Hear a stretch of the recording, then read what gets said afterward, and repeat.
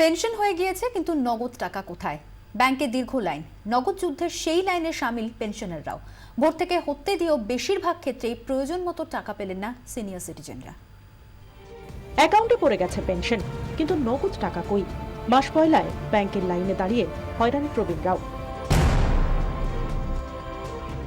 অসুস্থ শরীর, হাঁটতে ব্যথা, কিন্তু উপায় কি? পেট চালাতেই চাই নগদ টাকা। মাস পয়লার টাকা তোলার লড়াইয়ে তাই সামিল সিনিয়র সিটিজেনরাও। বোধহয় ব্যাংকের কাজে এসেছেন। কি ব্যাংক কাজ করবেন? পেনশন তুলবো। ভোর 6টার সময় লাইন দিয়ে, নিজের পেনশনের টাকা সে ভোর 6টার সময় লাইন দিয়ে তুলতে হচ্ছে। তো পাওয়া যায় না লাইন তো। কত টাকা পাবেন পেনশনে? 500 রিজার্ভ ব্যাংকের নির্দেশ 24,000 টাকা পর্যন্ত তোলা যাবে, কিন্তু বেশিরভাগ ব্যাংকেই টাকার যোগান কম।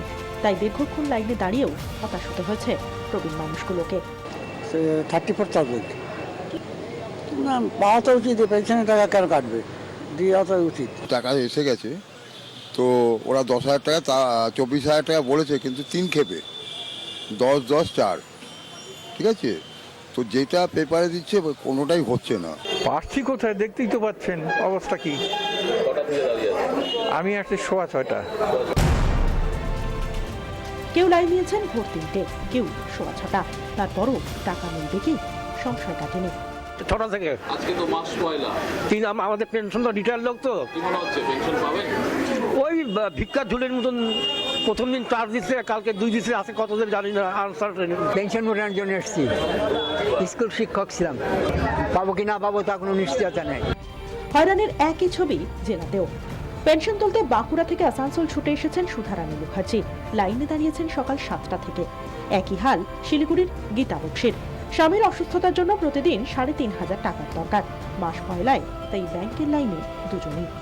পরিষেবাটা কিন্তু অনেক আগে থেকে যদি একটু ভালো হতো, তাহলে আমাদের সাধারণ মানুষের, আমাদের বৃদ্ধাদের আমাদের কোনো অসুবিধা হতো না। আমি বাঁকুড়া থেকে আসছি।